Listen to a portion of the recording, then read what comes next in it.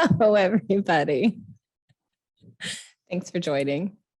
I have my phone here and I'm on twice so I can make sure my audio comes through, and it does. Look at that. Christmas miracle. Thank you for joining us today. But no, we're good. Hey, Ernie's here. John could be here. Hello. I've got Ryan and Haley here to make sure everything goes smoothly. So if something goes wrong, blame them, okay? It's not me. I'm kidding. I'm the one that told them what to do. It's all me. It's fine. Don't mind my water bottle. John, how are you? I'm doing well. Yeah. Good. Glad to hear it. No, because if I turn the volume up on there, it echoes. I can hear you from my phone, but I can't hear you from the computer because if I turn that on, it goes through this endless loop of audio, and it's so fun. I don't know if you remember that from our November meeting last year when Ernie was trying to teach and it just sent us down like an acid trip. That was fun. Ernie, are you actually here? There was a few FCF ministers that during that you could kind of tell they were wondering if they were having flashbacks. Flashback. Ernie. Hello, hello. Hey. I have some amazing news, everybody. We had how many register? 49 people register for this event. So fantastic. It's fantastic. So there we go. It is like quadruple the amount that registered for our Q2 event. Even though people may have registered or didn't register, all of the FCF members will get this in a playback that they can watch whenever they have time. So we're going to try to keep this at about an hour, and maybe a little bit less than that. Thank you for showing so much interest in learning more about your finances and financial investment knowledge for yourself and your ministry. I have to say really quick, since we started this podcast, we've had listeners from 12 different countries. So that was pretty cool. I looked that up right before we went on. 12 different countries. And in the month of August alone, we've had, I haven't told you this yet, Ryan, we've had 1,400 listeners on SoundCloud, iTunes, and Spotify alone. So, whoa. Yeah. What I love about it is that we're talking about finances right now, but then it's opening the door for people that aren't members within FCF to see what else we have on our podcast. So they could be learning how to be better leaders through understanding personality types, or hearing some really cool conversation with ministry leaders about global impact, or reaching out to your community with Jason Law, or hearing old teaching from Buddy Harrison, which are personally some of my favorites. I'm a little partial to his teaching, but I guess it comes with the family, right? But it's opening a lot of doors. So I love to see that. If you've listened to the podcast, John, did you listen to the podcast? I haven't listened to this one, the most recent podcast yet. So we've done 5 episodes. We talked to Billy Joe and Teresa Watts about being bivocational pastors. They're actually trivocational pastors. We talked to Brittany Stokes about fundraising. We talked to Mark Lober. Mark Loder. Oh my gosh, I did it again. Lober. About personal investing. His was one of the coolest in my opinion, because I was expecting him to come in and totally be like super technical and very, here's how you do it. Here's how you invest and what you need to do. And it just went boom came in the opposite direction and he started teaching on tithe and having the right heart posture with money, that it's not just about growing your wealth, but it is about your connection to God. And I just loved his take on that. So that was one of my favorites. I love them all, actually. And then yesterday, I just released one with Isaiah Shook, and he is the CEO at Terry Savelle Foy Ministries. And we were talking about why it's important to have a financial vision for your ministry. I was expecting his to be like super inspirational because that's who Terry is. And he actually went super technical with it, which of course he would, because we've had conversations with him and he is a technical person. But it was really interesting. It sparked a lot of interesting thought processes within myself about the changes that we are going through here at FCF.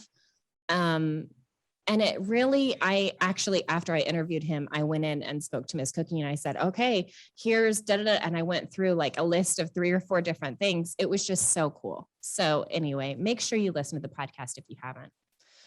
What we're going to talk about right now is what I discovered through pretty much consistently all of these is the similarity between personal finance and ministry finance. There's not a huge difference, which I thought there was going to be. I thought there was going to be like, here's how you run your personal finance. Here's how you run your ministry finance. When in fact, they are almost the exact same. One of the things that I talked to Mark Lober about is Dave Ramsey. I'll do a little backstory really quick. 2 or 3 years ago, my husband and I were on a financial journey. We just hadn't had the best of luck with finances, even though we were both very well educated on how to deal with money. There just never seemed to be enough. We weren't fully in debt. We didn't have a ton of credit card debt, but we lived a very simple life. And within a matter of months, things started rapidly changing. He got promoted to this job, which was a 40% raise from what he was making. So that alleviated a lot of stress. And then, not long after that, COVID happened. And it was with an oil and gas company. So I don't know if you remember, but right at the beginning of the pandemic, there was a huge oil crash and the cost of oil went down. It was actually in the negative for a barrel, and that directly affected my husband's job. So he managed to make it through the first 2 rounds of layoffs, and then in July was laid off. There weren't jobs during the pandemic. It was gnarly. And in Tulsa, because there was so much oil and gas layoffs happening, there was like even lower than probably elsewhere. We looked into moving. We looked into going anywhere to try to find him a job. What we didn't expect is what happened within the short few months after. He was given an amazing severance package that like tripled our savings account. So now we're just sitting on all of this money and we're trying to count out how many months that will cover him before we run out. We had no job prospects for him, 0. He went on interviews and was ghosted. Wouldn't even get callbacks. He has 2 degrees. He is very well educated. So, this was like that thing that millennials talk about, how they have all of this education, student debt, and they can't get a job, and he was there. Anyway, mind you, we've got kids in school.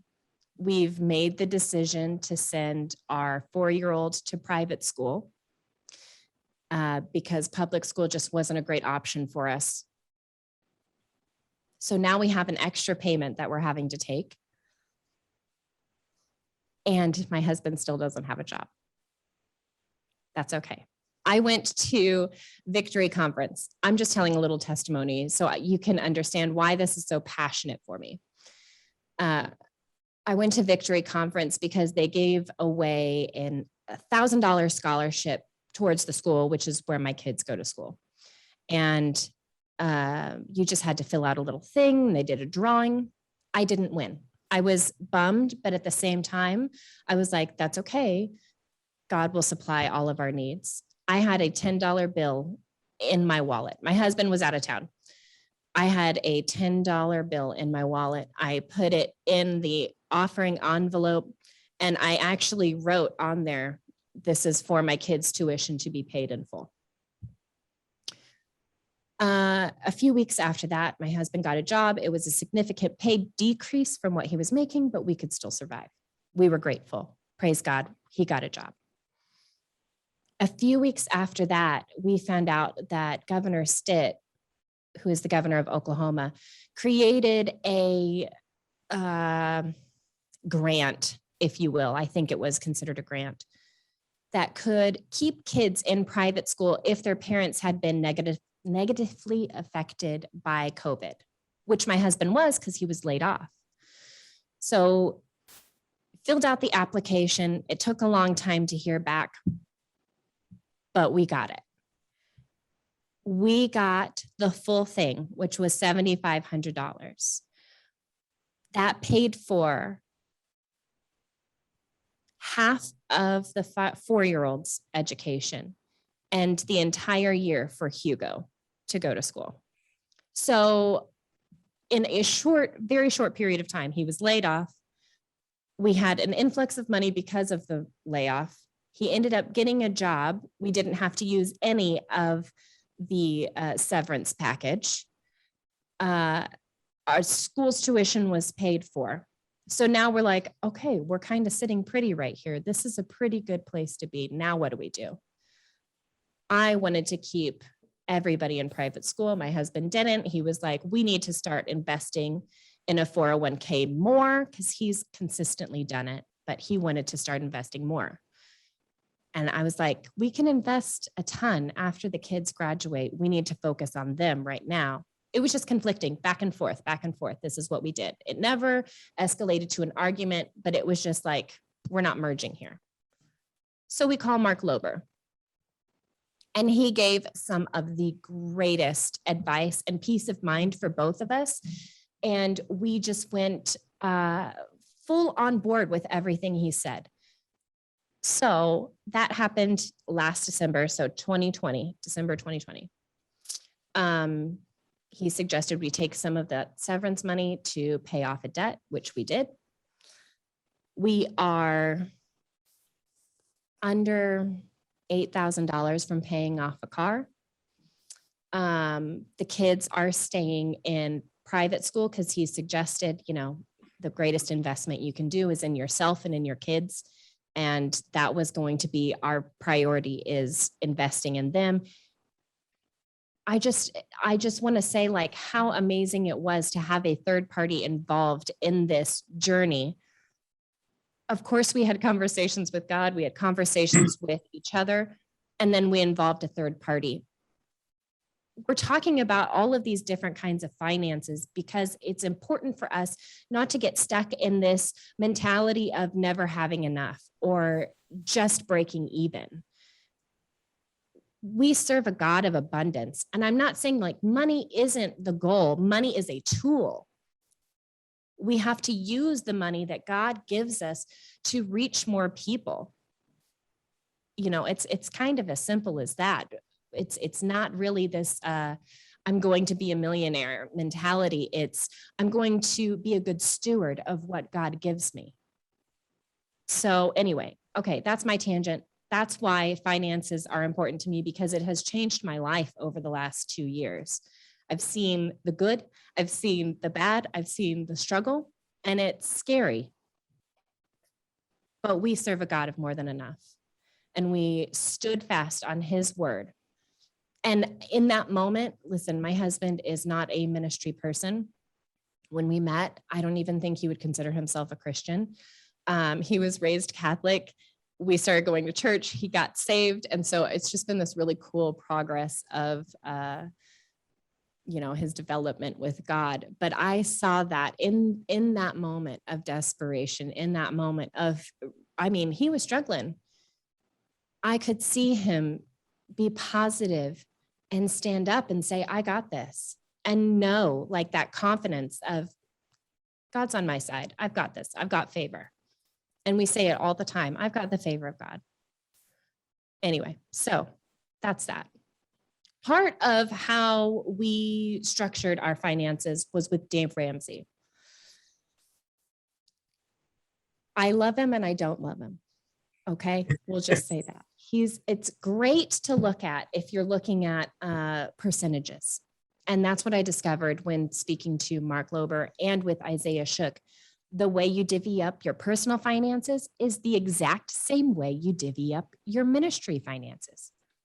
10% tithe. Isaiah suggested 10% saving. Well, guess what? So did Mark Lober. Okay. And then you go step by step of how much needs to go into each thing. That kind of blew my mind. I had seen, we've spoken to Isaiah Shook about things regarding finances and ministry before within the office. And I never had put two and two together until we did this, and they are almost identical. So you just kind of have to figure out what is going to work best for you in your personal life and in your ministry life.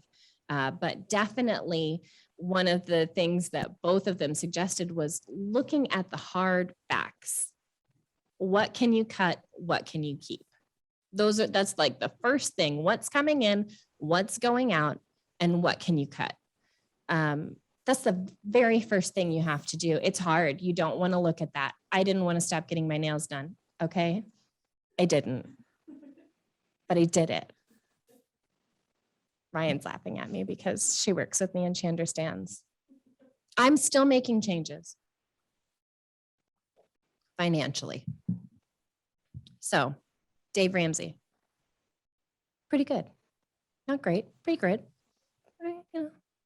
Pick and choose, works for some, works for not everybody, and that's all right. What do we think? Everybody doing okay so far? Oh, yes. Okay. So you are more than welcome to comment. There is a chat room somewhere on there. I don't know if it's on the bottom or the side for you guys. You can chat, you can put comments, you can ask questions. In just a little bit, we're going to be joined by Laura Bronson, who's going to get into more of the ins and outs of practical ministry finance, as far as like bookkeeping, what's important, what's not important, and kind of why. Listen, I really don't quite know what she does. Not going to lie. I have nothing to do with ministry finances with FCF. Nothing. So she talks a lot about things and I'm just going, okay. But we'll all learn together. Okay. So if you have questions about anything for her, make sure you put it in the chat box and we'll get to it. Ryan will shout it out to us. And of course, if you have anything to add, feel free to. This can be as interactive as you want it to be. I'm here to grow and learn too. Yep. So we are going to watch this quick clip from Mark Lober talking about personal finance. Now, I have to say, what he talked about was a shame-free way to start. He gives great examples. And he wanted everybody to know, like, there's no shame in not starting yet. You're never too old to start investing for your future. Just start someplace. Look at the facts and do what you can do. So we're going to hear from him about some personal investing tips. One of the things I want to address is if somebody is working a secular job and they do have access to a 401k. We're going a hard right turn real quick. Okay. They do have access to a 401k. How much should somebody start putting in? Well, let's make some assumptions. Let's say the employer does a matching contribution, okay, and let's say that matching contribution is 4%. The minimum that the employee should be putting in would be 4%. So if you make $10,000 a year, putting in 4%, your 4% is matched by 4%. My goodness, you just made a 100% return on your money. Right. Because I put in 4 and I get a 4% return, I just match. So if I put in 100, they give me 100, I got 100% return. Now, that is a great deal. So at a minimum, you want to put in the match. And then I say be balanced from there, because we don't want to be so focused on, retirement that we're not able to live within our means and we have to run up debt, because then it's counterproductive. So Great. I would say at minimum starting out would be to get the employer match. Okay, perfect. And if somebody is still paying down their debt and they don't have access to a 401k, how should they start to save?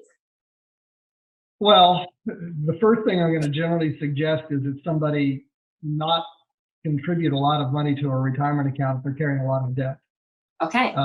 Put together an emergency account first, so that, some small emergency account, and $1,000, $5,000, whatever you have, even just $1,000 is actually what Dave Ramsey would say. Put in $1,000 in your emergency account, and then you sit down, do an assessment of where you are, take a look at your expenses, and you literally put everything you can on getting out of debt. Mm-hmm. He uses a phrase, rice and beans and beans and rice and rice and beans and beans and rice. And when you listen to the story of Dave Ramsey, I mean, they almost went bankrupt, or could have gone bankrupt, and they had a very, very financial wall that they hit. And he is 100% adamant, and this is the beautiful thing about his ministry: get out of debt. Mm-hmm.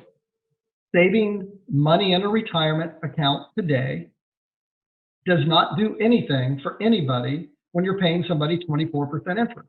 You are a slave to the lender. That's right. And so I say defer the contributions to the retirement account. If you're getting the 4% match, that's fine. I'm okay with that. But anything above that, you get focused, and people should get out of debt. And it takes time. It does. Especially some people have dug themselves into holes. But again, don't despise the day of small beginnings. Don't look at where you are. Look at where you're going and celebrate. You know what they did in the Old Testament when God did a miracle? They built an altar. They built a little altar of rocks, and then every year they have. It's like all through the Old Testament. It's like, did these people ever do anything except party? I mean, all they do is have parties, because they're always doing a festival or a Passover or some event, because they were celebrating the goodness and faithfulness of God. That's right. It's the same thing in our life. If I have 10 credit cards, I get the first one paid off, build an altar and have a party. Look at the faithfulness of God. And then that's thanking him, so that we're making that progress, and we are identifying that God is in control. We are in discipline. We are in unity, and we're making progress little by little, versus, I'm not going to celebrate until I get all 10 of them paid off, and it's going to be 7 to 10 years from now. God knows that we need encouragement. And I'm going to say this as well. There's no waste in God's economy. You can be 64 years old or 69 years old and have very little around you. And you're sitting there saying, how in the world am I ever going to be able to step back, slow down a little bit? And the reality is, it's called the law of miracles.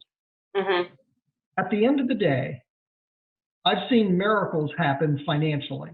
Mm-hmm. When people in their later years in life have no home, they're renting, they have no savings, they've lost everything, they're in their later seasons of life, and it's like this is never going to change. And then all of a sudden, and in fact, I'm actually speaking about a real situation.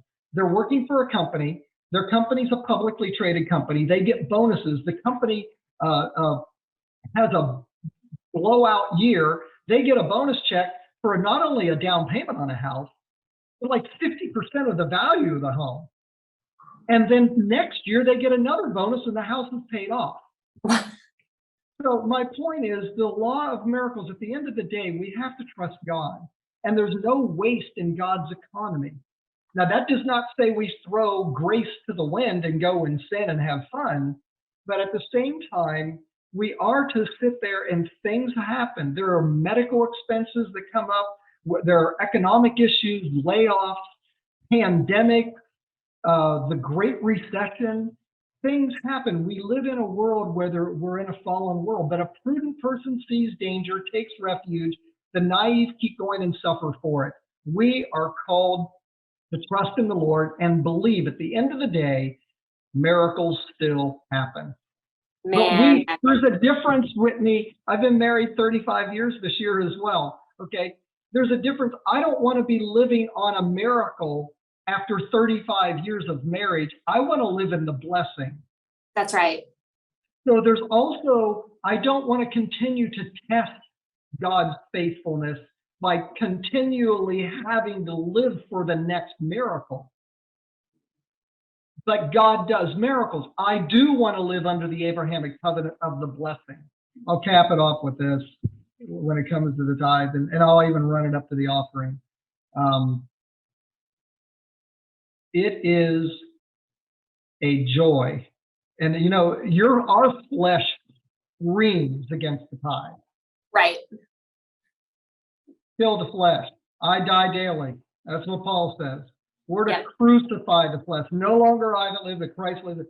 God doesn't need Mark Whitney's money. He wants my heart and my dependence. And when you get to begin entering into the blessed Abrahamic covenant, that is a way to bring peace to my mind when I lay my head down at night. Do you want to add anything else to this conversation to encourage people to start where they are, or whatever is on your heart? You know, I would just say that I think probably the best thing that I can finish up with is it's the pillar of comparison. Mm-hmm. I mentioned that earlier. Each one of us have a unique call and purpose upon our lives.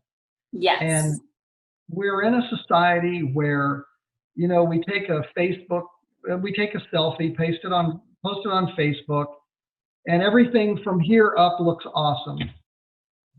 And everything in the square of the picture looks phenomenal. But what they don't see is the mess of everything behind it. And so we're trying to create that perfect image, that perfect moment. And in reality, we're all imperfect people. And we have imperfect situations going on. And when we pull the curtain back and we understand who the Wizard of Oz really is, and all of a sudden we are the Wizard of Oz, and we've got issues in our life. And I think if I'm called to be someone that makes an income because of this profession based upon my gifts and talents of a one, does that make me any less valuable in the kingdom of God compared to somebody that has more? Because if in fact, Jesus just did a beautiful job. He rebuked the man who said that I'm following all the scriptures. I'm doing everything that you said to do. The rich young ruler had it all on the outside, and yet he blessed and honored and gave presents to the widow, the widow's mite. It's not how much we do, and it's not what you have and what I don't have and my striving. It comes back to you are so valuable to the kingdom of God. Your gifts, your callings, your plan and purpose that God predestined from the beginning of time, only you and only you can be you and God through you to reach the people around you in your kingdom. And to have all of this wealth and things like that, and to miss the kingdom of God and to miss the people, we are missing the mark. Yeah. So comparing ourselves and our callings to someone else really is really a lack of recognition of what Jesus did for us on the cross and the price of how valuable I am as an individual. And so there is no comparison in God's kingdom. There's a stewarding but there's not a comparison. He never compared the 1, the 2, and the 5. He said, what did you do with what I gave you? And he never said that the 1 was less valuable than the 5. In fact, we can go in through scripture and we can find what's the opposite of that, as we just described. The person's valuable. We are called to steward. So comparison can rob so much joy because we take our eyes off of being thankful of what I have. And sometimes just looking at the 2-year-old this and the 5-year-old that and the 15-year-old with 190,000 miles and versus the brand new spot, but there's a free, and it's where you are. Be joyful for where you are. And so I really think the comparison thing, just to be, and then lastly is again, I mentioned this earlier, there's no wasting God's economy. I want to encourage people that are listening to this. It doesn't matter where you are. It's never too late. Mm-hmm. And God can redeem everything. And what a promise. And so there's no waste in God's economy at all.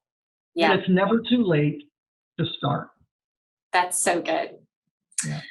Thank you so much for joining us. I appreciate your time and your heart and your knowledge. I appreciate it as well. And I just speak a blessing on you.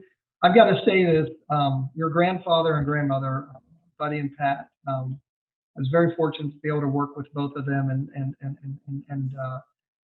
in the ministry. And they've got a very, very special place in my heart. I love them, and your family is a very, very special family as well. Thank you, sir. I appreciate it. Just speak a blessing upon everybody who's listening, and the best is yet to come in Jesus' name. Amen. We accept it. Thank you. Amen. Thank you.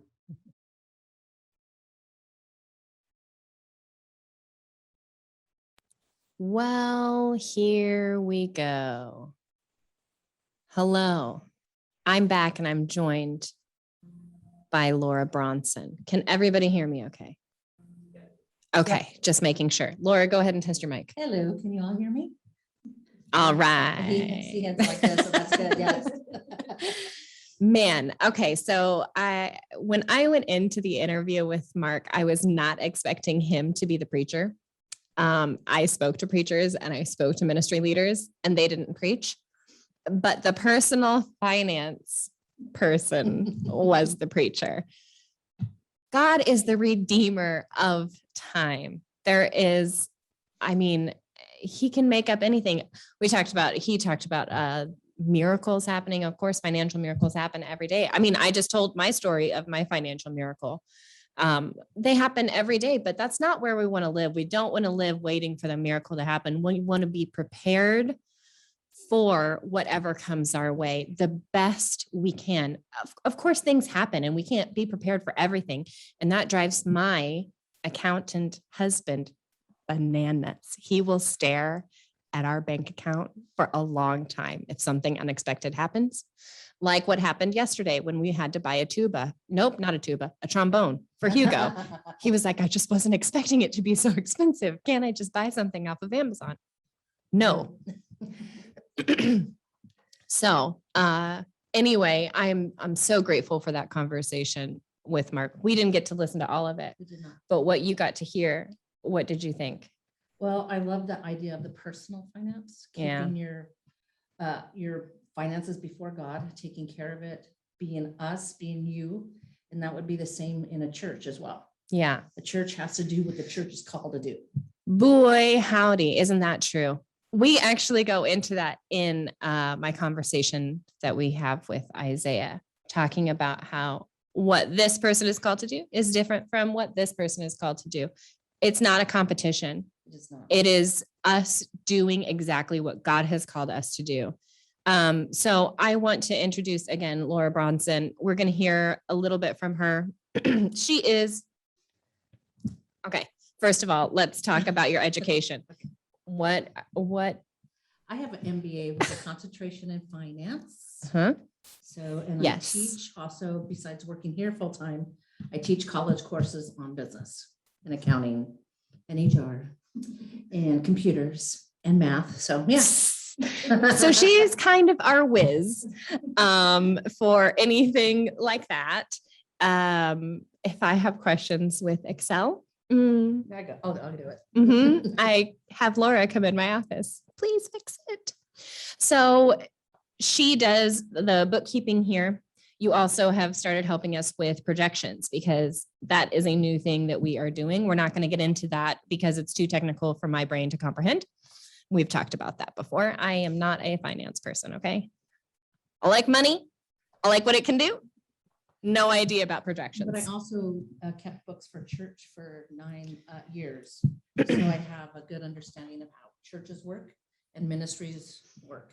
Yeah. So She's worked with a lot of different, we're going to get into kind of the details of all of this, like QuickBooks and Excel and right. What else do we do? Yeah. What else? Okay. So I would like to talk about, first of all, why is it important for churches and ministries to keep good bookkeeping?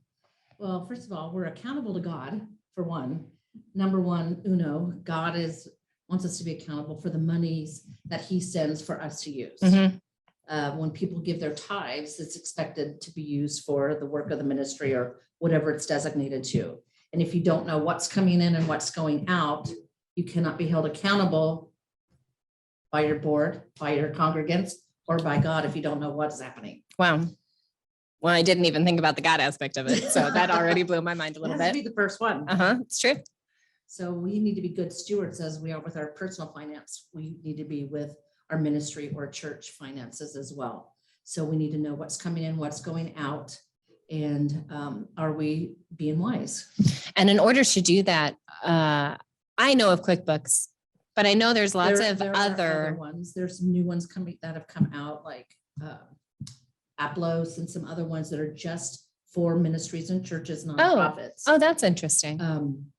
So you need to weigh the costs of either or. I prefer QuickBooks only because I'm used to it. Mhm.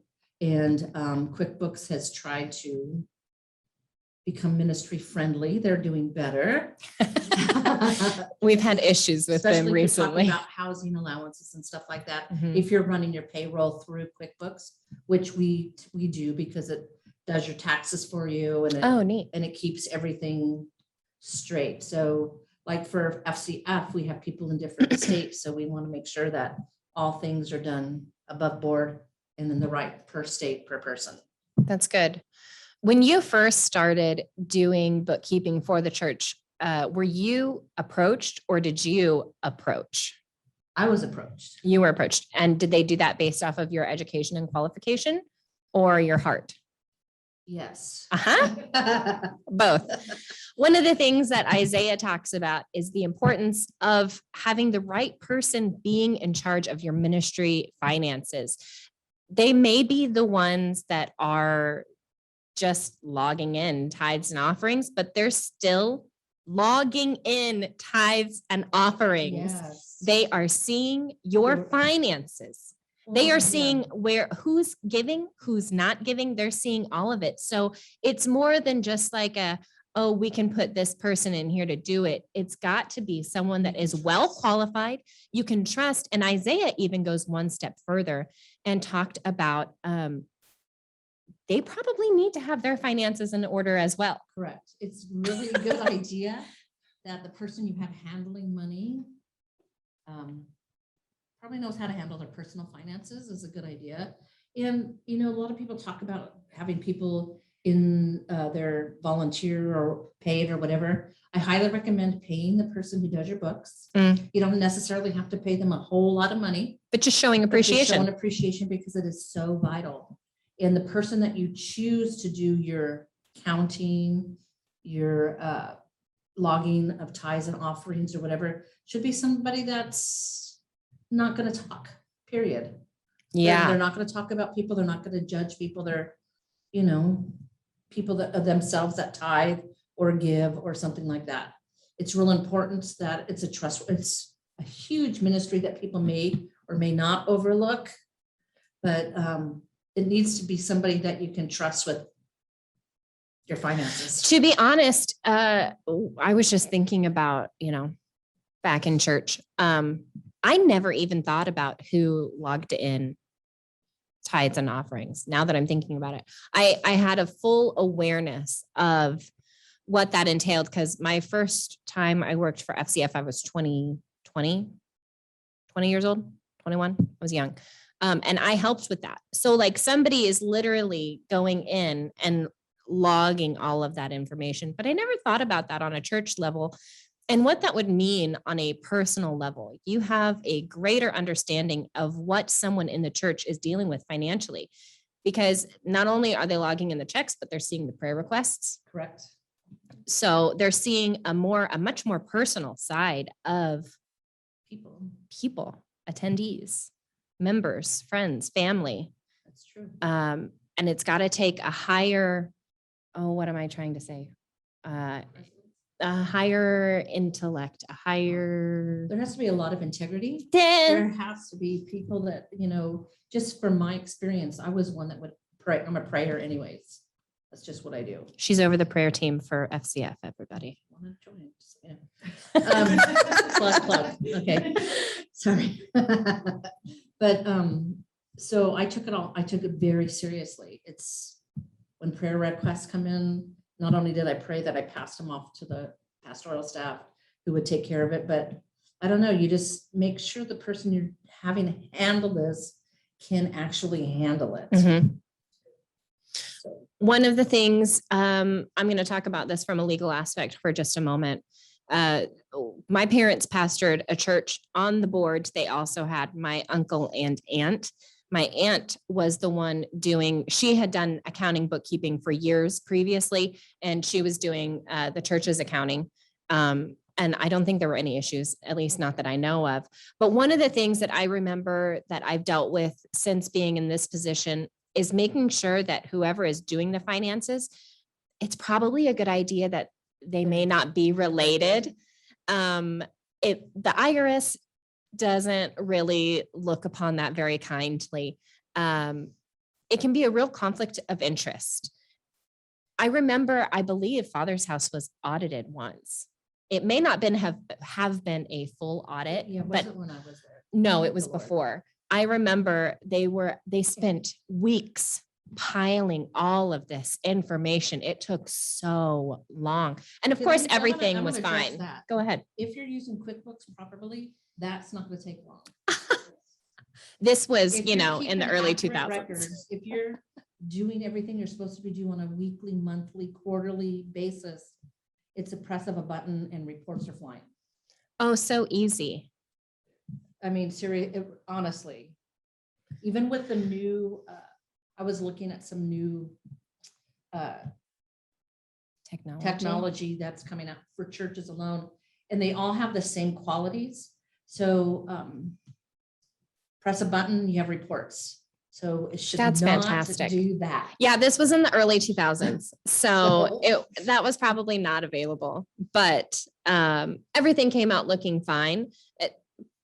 But you never know what's going to happen, which leads me into my next question, why bookkeeping is important for the IRS.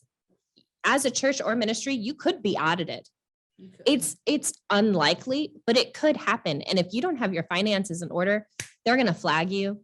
They can pull your 501c3. I mean, there could be serious legal ramifications financially, and then also, And everything else really legally. The biggest issue is payroll, making sure that's done properly and the taxes get paid.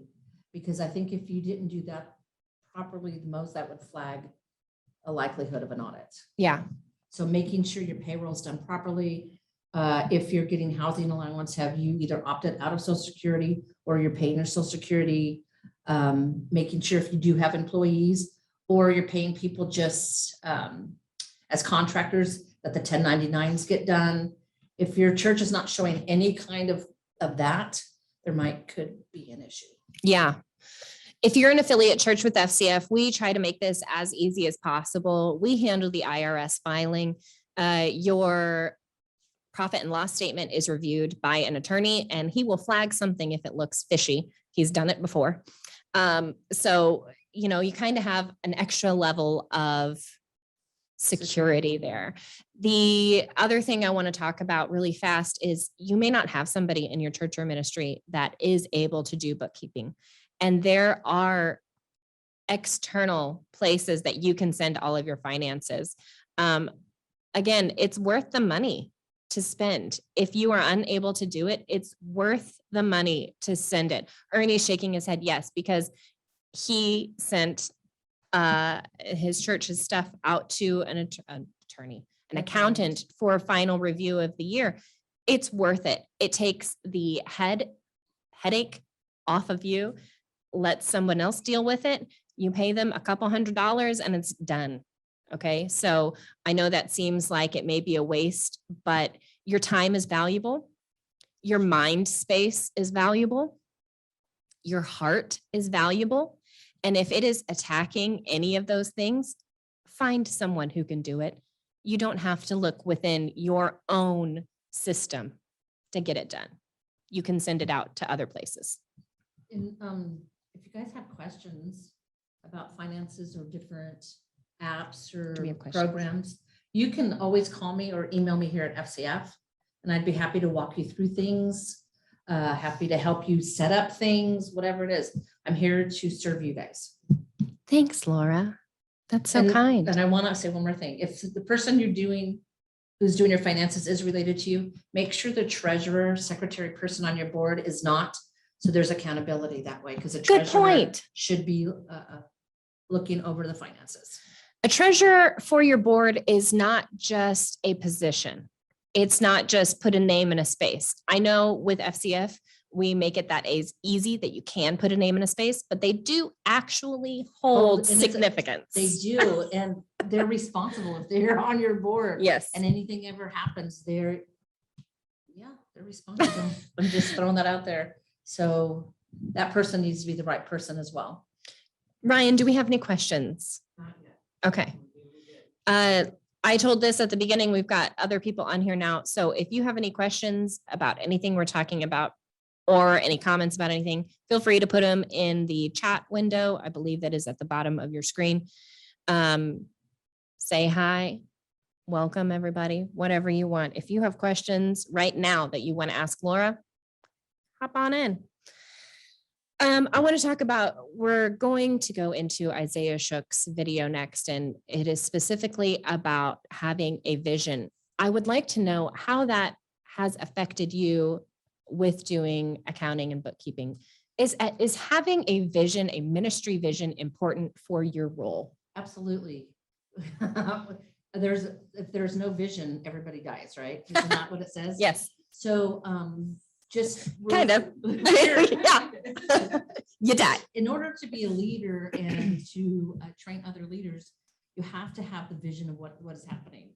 So just me taking over finances here, I've been able to redo everything because we're used the Radkey system, which means Yeah. I have the freedom and I've been empowered to make decisions, to change the way things are done, to process things differently, to make it easier and streamlined, and to create budgets. And if we keep within our budgets, we keep within our parameters. And if somebody asks for something that is not within the budget, we pray about it, plan for it, then do it. We Boom. don't just willy-nilly just say, oh yeah, let's just do things. So it's really been empowering, really kind of great to be able to restructure, if you will, the way things have been going and streamline it better. And everything is, from my understanding with finances or with any position, what you use is according to taste. You know, like this is more my flavor. This works better for me. This works better for me. So I don't, of course, I, again, don't have anything to do with finances, so I could be speaking out of turn, but I don't think there is like one thing that works way better than another. It's just, this works for you. Me, yeah, This may work for John and Valerie, right. you know, like whatever. I mean, I know within Alexio, I think there is even, Right, even within the giving platforms and so on and so forth that work together, find out what works for you. There are systems that have the giving, have text and to give, all that, and the accounting systems for $29 a month. That could be what works for you. Could be easy. I actually learned on Excel and then moved to QuickBooks. And so I'm comfortable with it. I know how to work it. I don't mean that in a bad way, but I know how to make everything flow Right. and work. And But it took time. absolutely, especially because we went on a cloud base, and I went from Oh, yeah. desktop to cloud base, and it's a huge learning curve. But there's also fun in that. I mean, And I'm grace for aware that- every yeah, season. absolutely. Okay. Sorry. I just had to say that. We're still talking about vision. So, okay. Welcome to Whitney's brain. We've been in this really cool pattern over the last year and a half, really. Well, it's been longer for us, but Laura has been with us just a little over a year and a half in the financial department. Every Tuesday, we do something that we call Lunch and Learn, and we spend a minimum of an hour. Sometimes it can go up to 2 hours, and we watch videos from Terry Savelle Foy. We joined her Echelon group 2 years ago, and there's some teachings about how to be better ministry, better business. There's some great practices in that. And then we also spend a lot of time watching Dr. Radke's ROI for God system. What we just restarted a few weeks ago, and it's my 4th time going through it. And of course, I'm still learning. Laura, how many times have you're on your second time through? Yes. So if you're unfamiliar, first of all, if you're an FCF member, the ROI for God system, Dr. Radke has made for free for you. Okay. This is, Wow. yeah, hundreds of dollars, over $1,000 that Dr. Radke has invested into your leadership development. It is all about learning to be a better leader and taking your hands off. Training people up, taking your hands off, and allowing them to be a better leader so they can learn to take their hands off and train somebody else. Like, it's a perpetual thing. I don't know if you know this, but the world doesn't end when I die. Well, I mean, it might. Okay, it might, but the world's not going to end, more than likely, when you go to heaven. You have to have people in place to take over, and it doesn't have to look exactly how you did it, but you have to have people in place to continue the work of God. The good word still needs to be shared. Okay, so we have to be prepared for that. And Dr. Radke, the ROI for God system is all about training up, learning, growing. And so that's what, yeah. And that's what Laura was referencing. When we started learning more about this and putting it into practice, okay, I've told this many times before, but the first time I went through it, I cried and begged to quit because I was like, I can't do this. I'm not a good enough leader. Okay, I was 4 weeks after having my 3rd baby. So I think I was a little hormonal at the time as well, but that's neither here nor there. It's hard to retrain your brain. well, Am I wrong? No, you're not wrong. But I just want to say, just because you're delegating authority doesn't mean there's no accountability. Boom.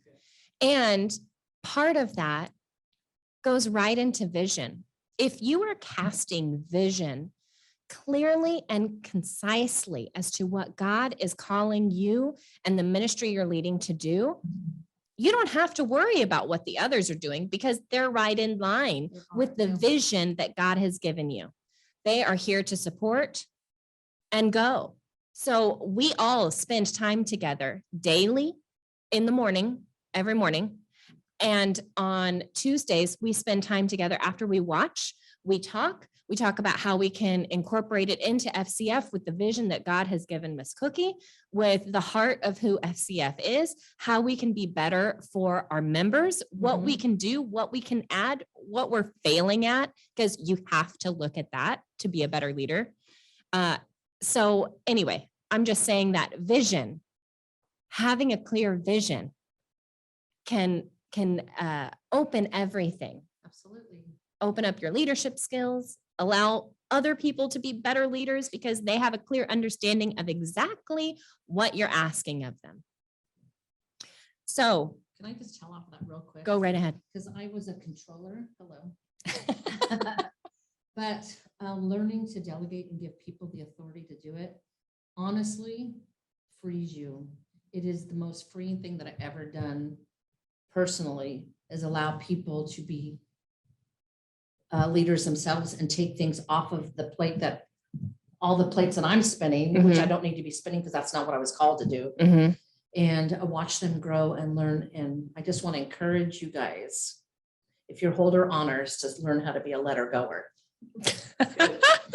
I like that.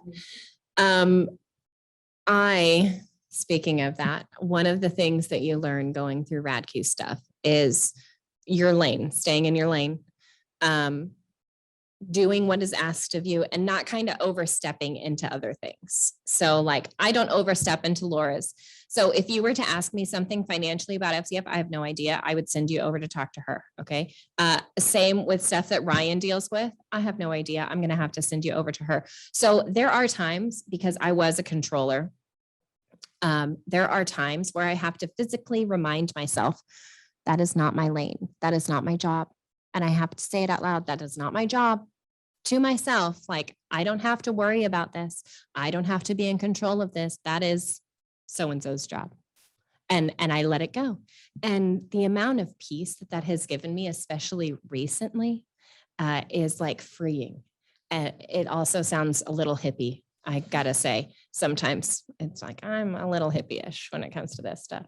But in that whole same thing, we all know what's happening in each other's areas. Oh, yes. It's not like we're ignorant to what other people do. And we're not silos. Right. We're not individual things. We have conversations daily about what Daily. we're working on. Sometimes too many conversations about what we're working on. Okay, I'm the only extrovert in the office. So really, I'm having too many conversations about what I'm working on.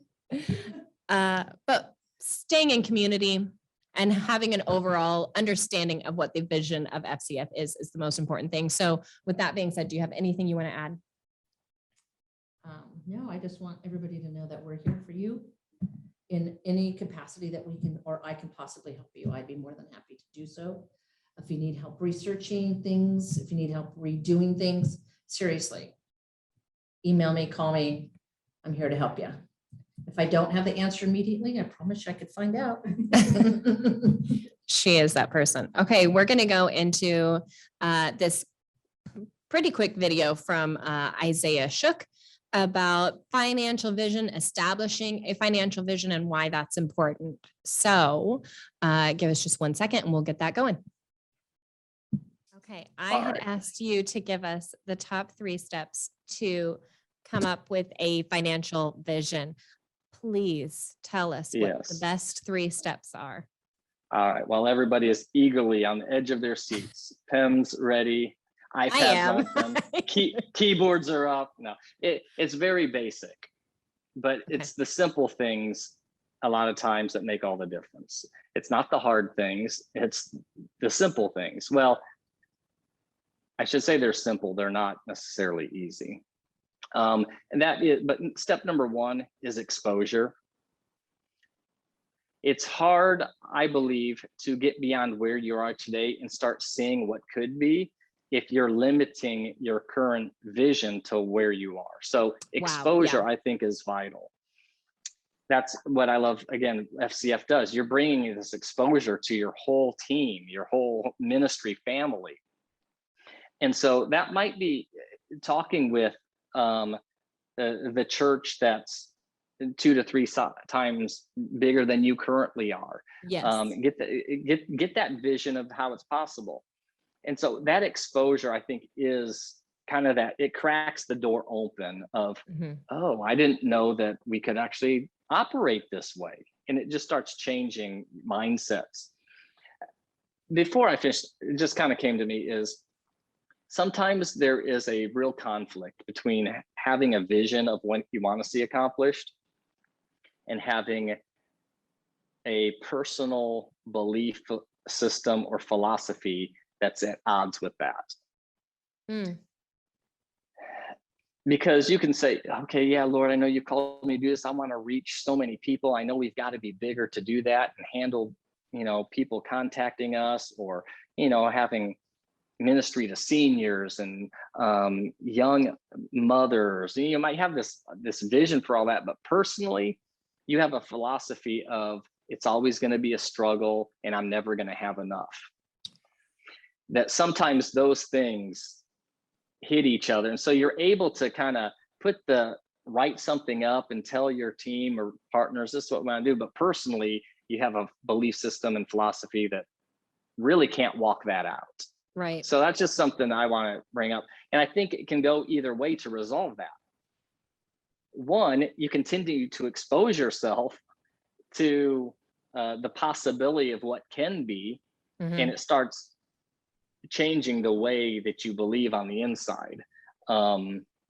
So I do believe that exposure is important. So number two, though, after you're exposed to all this, it is then being able to change that information that you're receiving into that wisdom process to how to apply that to me is, so step two would be that prayer and quiet time thinking, because you don't just want to copy other people and, well, they operate this way and their vision is set up this way, so I'm just going to do that. Or because it's easy to do just to try to copy people.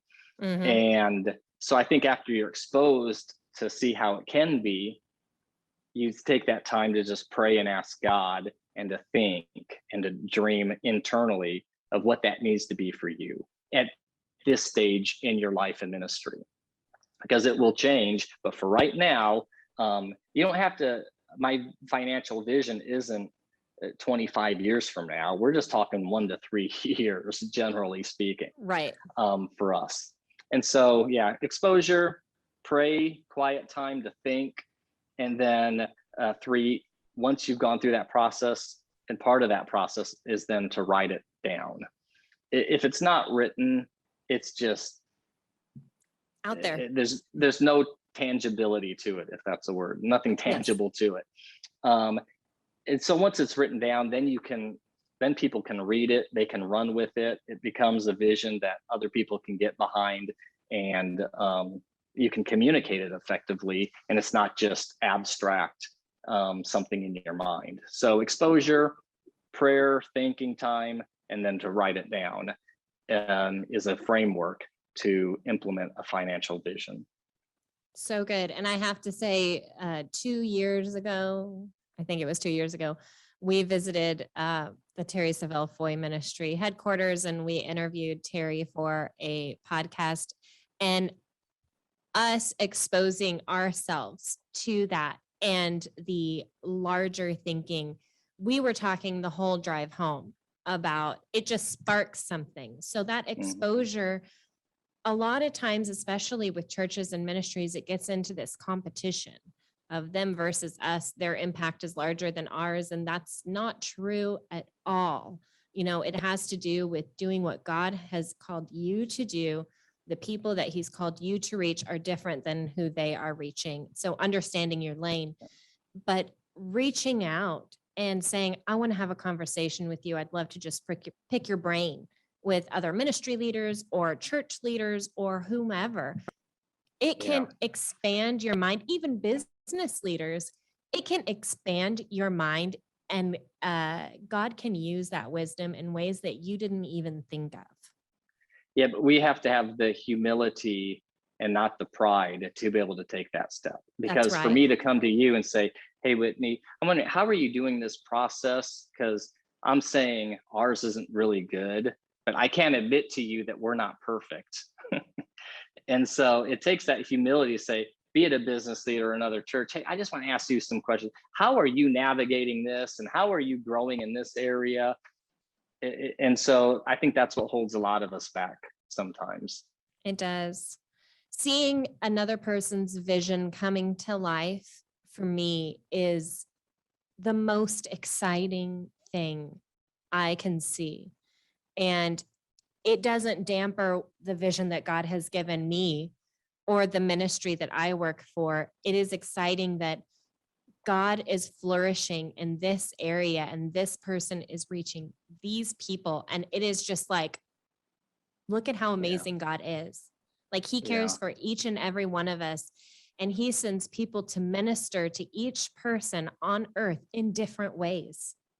Yeah. Not one thing has to look like another. So hearing someone else's vision or another person's mindset on something doesn't damper what God is doing on the inside of you. Instead, it can inspire you to go beyond what you're thinking currently. Yeah, it really is having that, the abundance mentality and not the scarcity mentality, even about the people we're trying to reach. There's enough broken, hurting There is. sinners and Christians that are broken for all of us. Yep. To fulfill what God's called us to do, rather than to try to compete and compare and do all that nonsense. I really appreciate this conversation. Thank you so much for your time. Absolutely. Thank you, Whitney. We love you. We're standing Love with you. We believe you, and believing for great days ahead. Yes, they are. They are ahead.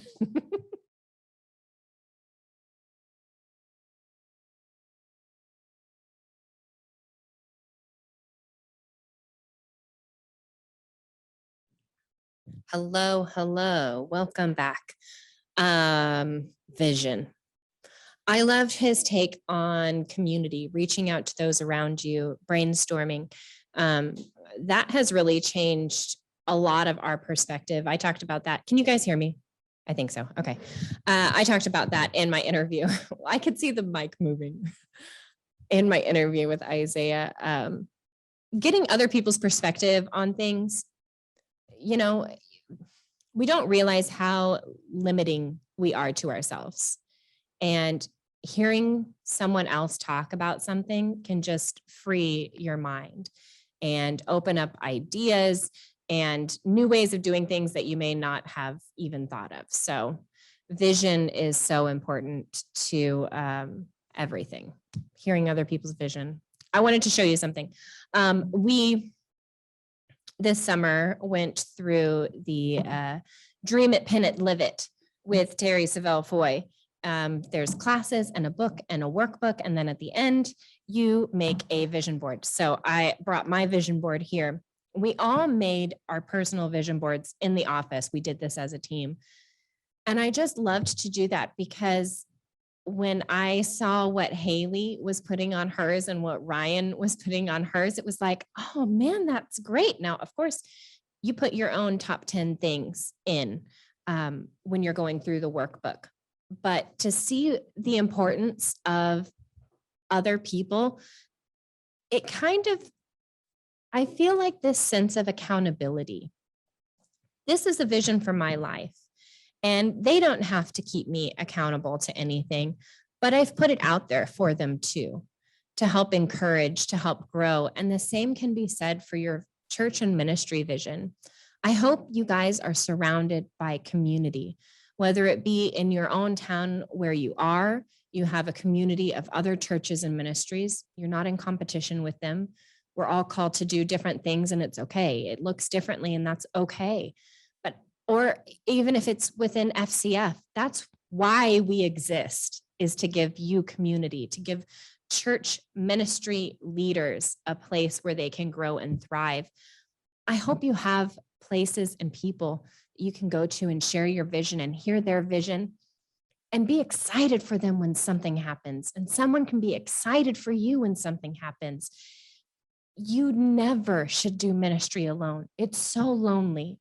It's so hard. I could cry right now just talking about how hard ministry is because it's so hard. Okay. This isn't just about people. This is about fulfilling what God has called you to do every step of the way. And sometimes you don't want to. Sometimes you get tired and you want to get in bed, and that's okay.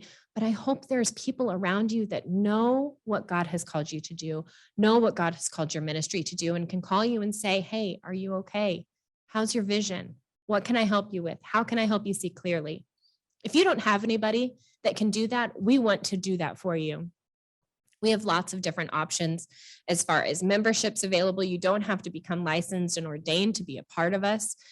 We have group coaching. We have a leadership library that is full of education. And then, of course, we do these quarterly online events.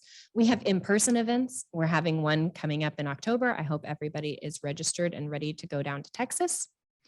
Anyway, I just wanted to throw all of that out there and just say, we're here for you. We're here to help you cast vision. If you are struggling with that, we want to help you. That's one thing that I love to do. I love to ask challenging questions and really challenge you into figuring out exactly what God is calling you to do. So anyway, we're talking about that all the time. We talk about FCF vision all the time. What has God called us to do? And are we fulfilling that? How are we failing at it? How are we succeeding at it? And we throw parties when we succeed at something. When we get an application in, I yell down the hall basically to everybody, we got an application in. And then we all just kind of do a dance. Ryan and I are across from each other going, whoop, whoop, whoop. Okay. Like, it's exciting to see people take leaps of faith in doing something that God has called them to do. It is exciting. And we are here to cheer you on. I'm not the cheerleader of dreams. That is Terry, but I was a cheerleader, so I will cheer. Okay. Another thing we talked about is fundraising. And I'm sure that's why a lot of people are on today, to learn more about fundraising, because we've seen a drastic change with finances within the last 2 years. COVID took a huge hit to a lot of people financially.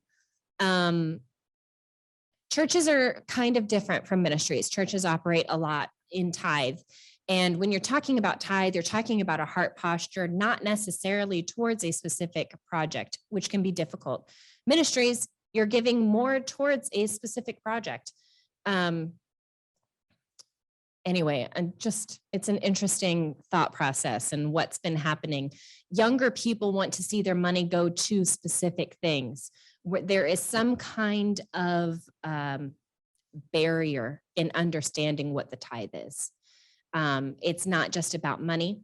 You can tithe, but if you have the wrong heart posture, I mean, that's not really the greatest thing. So it's all about knowing, I mean, what Mark said earlier, that God doesn't need our money or really even want our money. He wants our heart. And as humans, our heart is sometimes tied to our money. And so it's about that, allowing the openness between your heart and God. You are first in my life, God. So we're going to talk about fundraising really quick with Brittany Stokes. It's a really quick video. It's only 3 minutes long. 2 minutes long. I want to add real fast 2 things that you're getting by being a part of this quarter 3 event. We have created some financial confessions for you. If you were a part of our quarter 2 event, we had kids confessions. It was all about family. And what I did was I took Jerry Savelle's favor confessions and I turned them into kids, for kids. I even had my 5-year-old say them out loud to make sure that a child could say it. So we did that. And I wanted to do something similar. So we made some financial confessions for you. Remember that your finances, you have to work them. This isn't something that we can just say, I'm in faith about, or, I'm believing for this. You also have to work it. And so a lot of those confessions are building yourself up, that God made you able to do all of this. You have it within you to do it. It's hard, but you have it within you to do it. You got to rely on him for his strength, his supernatural ability. He can give you strength in everything that he has called you to do. Okay. He wouldn't call you to do something if he didn't think you could do it. Right. So anyway, okay, I'll stop preaching. We're going to hear from Brittany on some fundraising tips, and give us just a second to get that going. We'll come back and we will end it.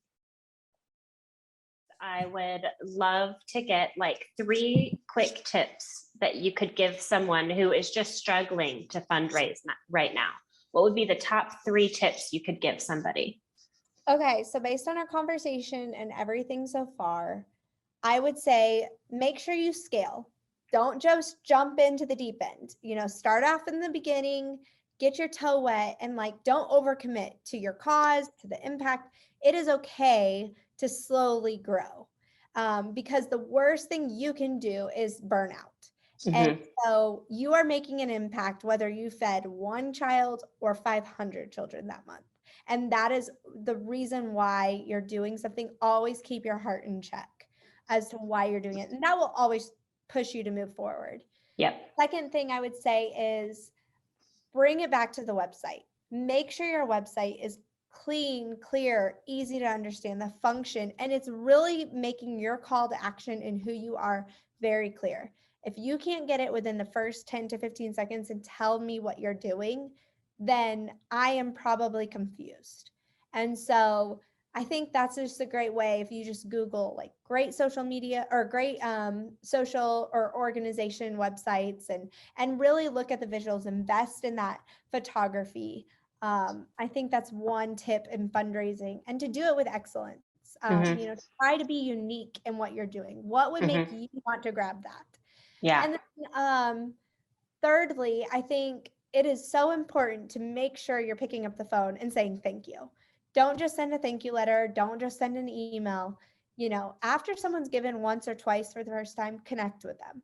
Be relational. And you don't have to feel that that is pushy, and you can respect boundaries of others, but to never be afraid to call and say thank you.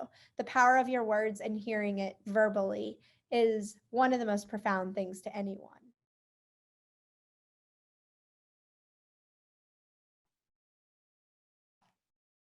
Okay. So I know hers was really quick. I had to stand. I was tired of sitting. I loved the simplicity of what she talked about in her episode. If you haven't listened or watched, I recommend you go and do that. It's really just about telling a story. And it can be, I think, the same with tithe, understanding, teaching, not from a financial of, hey, we need your money to keep the lights on, but this is about God. This is about you and God and your heart between him and you. Just telling a story, making it as simple as possible. We overcomplicate so many things. I was expecting my conversation with Brittany to be extremely complicated, to be honest. I was expecting her to tell me things that I had never heard before and were going to blow my mind. And guess what? She didn't. It was all stuff that I had heard before. It was tell a story, tie it to somebody's heart, and acknowledge the person that gives, no matter the size of the gift. So I just want to relay that to you guys. Make sure you are acknowledging every gift that is given, whether it is for a specific project or even if it's a first-time tither, making a handwritten note. Hey, I saw that you tithed for the first time. Let me tell you a story really quick, and then we're going to end. After I had Hugo, he was about a year old, and we started going to Life Church, and I tithed. They sent me a note that week. Life Church is a large church, and they sent me a handwritten note that week saying, hey, we saw that you tithed for the first time. We just want to let you know that we're praying for you. We're believing for great things, and we can't wait to see you again.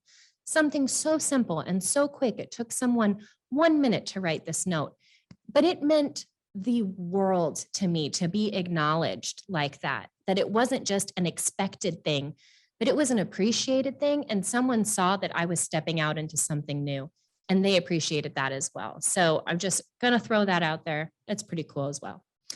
Ryan has created a tips for fundraising PDF that we're also going to send you after we wrap here. And it has some great how-tos, what you should do. It's pretty simple too. So you'll get that as well. So you'll get the financial confessions and then a how to fundraise tip. And then of course, this will all be sent out as soon as the recording for this event is finalized. You can rewatch anything you want to. Thank you guys so much for being with us live. It makes a world of difference to see faces when we're doing this. My camera is up here, but my computer is down here. So if it looks like my eyes are closed, it's because I'm looking at you guys. It makes a world of difference to actually see people on. So thank you for joining us live. Like Laura said, if you have any questions when it comes to finances, or if you need help with anything, we're here to help. We love to help. It's one of our passions. We love to help people. So if you have any questions, you can contact us. Okay, wait, I forgot something. There's not a video from Billy Joe and Teresa. Okay, and that's okay. But here's why. He has teachings available on our leadership library. If you are an FCF member, hey, guess what? You have access for free. You don't have to pay anything. These teachings are like full courses. It's not like a quick little course. It is a full like Bible school course, university level course on leadership, on theology, on just about anything you would need to better prepare yourself to be a better leader, a better pastor, or train someone to be a better leader and pastor. Right? I would recommend that you look back through your membership perks and make sure you understand how to log in and start learning as much as you can. Also, if you have people in your ministry or church that are not ready to be licensed and ordained, but want to take a step in getting better, they can join with a basic membership. The basic membership is basically you get access to group coaching and the leadership library and a whole bunch of other things. But without being licensed and ordained, it is less expensive and it gets them connected to a community where they can grow and learn and be better. I also want to remind you about our one-day event coming up in October.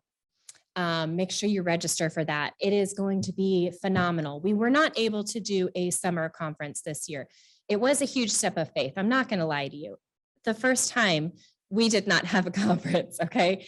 A lot of things have changed in Tulsa recently, and it was because of that, and because it just was. God kind of told Miss Cookie, like, let's just cut things off and start fresh. So that's what we're doing. We're having a one-day conference in Burleson, Texas in October. You can go to our website to register for that. We would love to see you there. We're going to have Miss Cookie speak, Jesse Shook speak, Jen Trengale, and then of course we are also going to have amazing worship from the New Soundist family, and we are going to be ordaining a number of new members. So I would love to see you all there. Join in the celebration as we go through this. So thanks for joining. If you have questions, make sure you contact us. We're here to help. Have a great day, guys.